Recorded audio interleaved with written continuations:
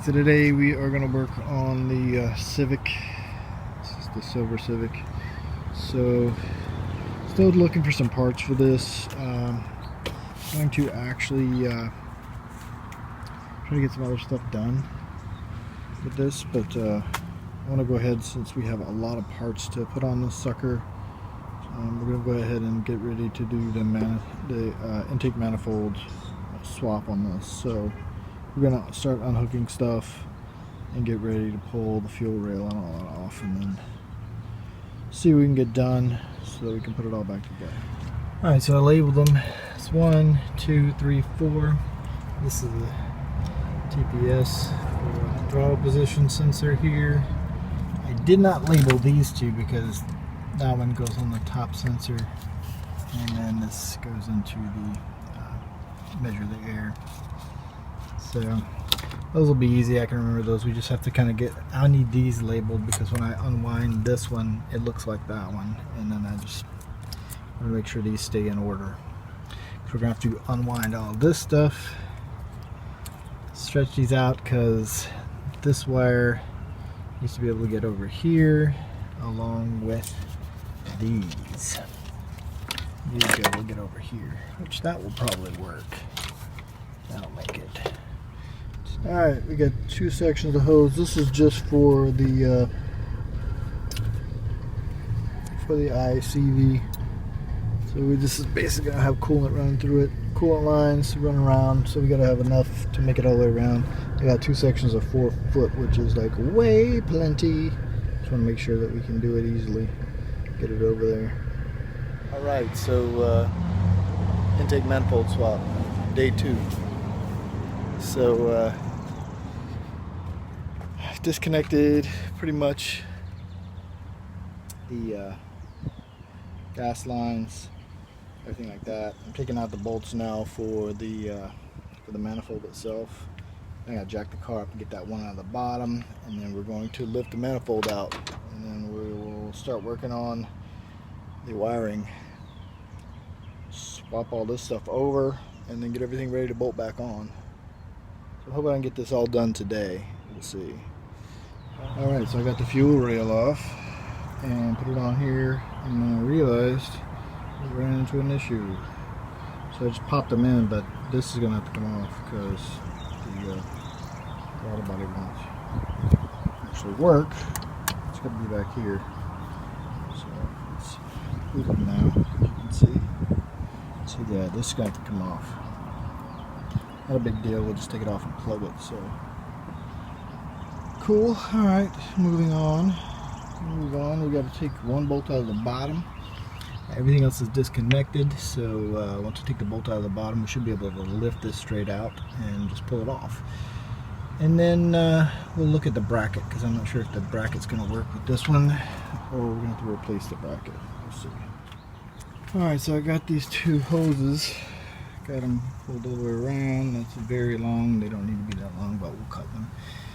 So there you go. Those two guys are taken care of. Now we just got to see if this bracket is going to work, or we're going to have to replace that bracket, because I have another bracket inside we can use.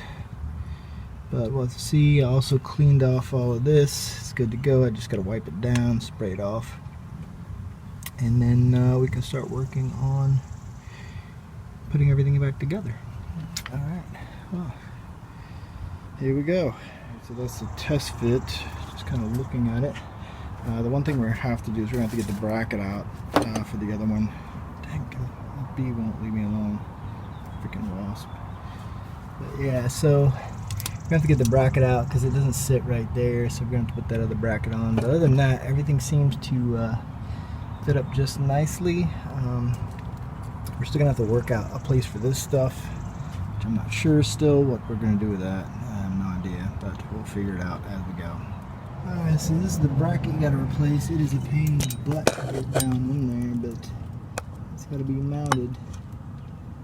It's such a pain in the ass because see, that's the bolt hole, but also the bracket to the exhaust mounts there too, so it pulls down.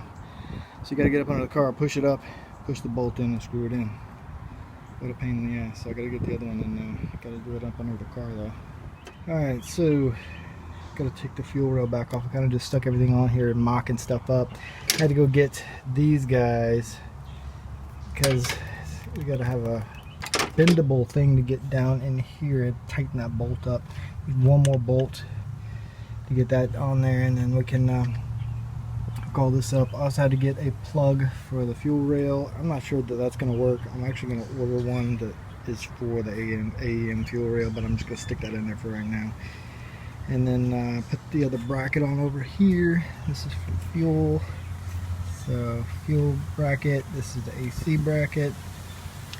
Got to work out the other stuff, and then we got to work out the wiring.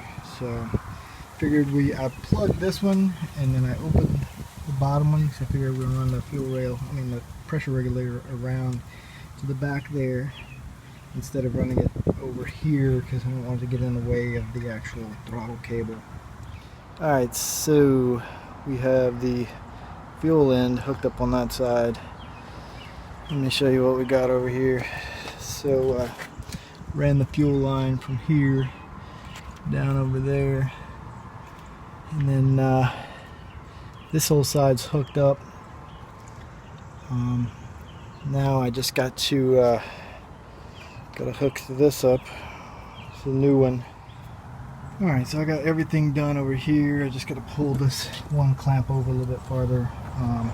Decided to quit with that because it's a headache. I hate those clamps. I should have put regular clamps on it, but I didn't go get any. And now I got to unravel all this and stretch out these cables. And I got to find a place for this. I'm going to mount this somewhere so it's out of the way. That kind of makes it to where it needs to go. Alright, so basically I had to splice the wire here. Well, not splice it, but I just unraveled the wires here to kind of get this so I can bring this around. Voila, this will go there. So I'm going to basically hook these up, run a little bit of this, rewrap that section, and then we'll work on the next section. Alright, so everything is wired. Add a little bit of fluid. Turned on the ignition. I don't see any leaks. We're going to crank it and then see if we see leaks, and then we'll go from there. Well, I turned her over and the battery's dead, so we're going to put on the intake. We're charging. So yeah, that sucks, but we're going to go ahead and put on the intake and then basically button everything else up. I still got to make a mounting bracket for this, and I don't know where I'm going to mount it yet, so I'm just kind of laid it right here, and I'll probably zip tie it to something for right now. But I'm thinking about making a mounting bracket that comes from over here and like comes out, you know, maybe here, turns, and then comes out, and then it can mount there, or looking down a little bit farther. But I don't know. I'll figure that out later. Okay. Alright, so breather's on, intake manifold's on. Everything is wired. I got to get a Y8 cable here, and then pretty much everything else is done. So can't fire it up. Battery's dead, so we're basically going to just chill out, and then we'll test it tomorrow. Check for leaks. I'm gonna go ahead and order that nut for the fuel rail, like a legit AEM nut to fill this hole right here. Hopefully she will run good, and then I can start wiring up the gauges and stuff that I have in the shed. Let's see what happens, and then if she runs good, we will give her a test drive. If she doesn't, we gotta figure out stuff. I brought some sea foam so we could spray around the engine bay. We could find leaks.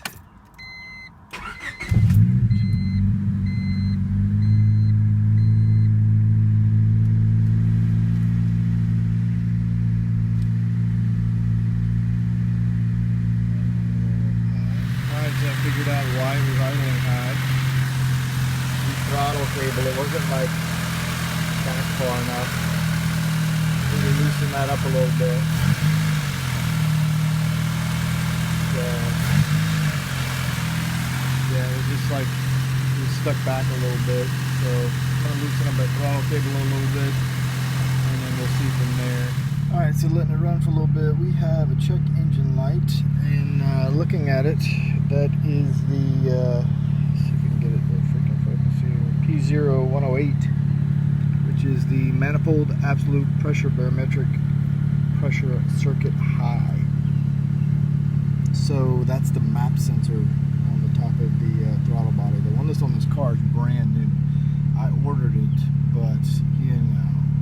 So I know the map sensor on the old throttle body that's in the back is good. We're just going to pull that off, throw it on, and see what's up. Alright, so we cleared the engine code. So this is the map sensor I bought. So apparently this map sensor bad. How about that?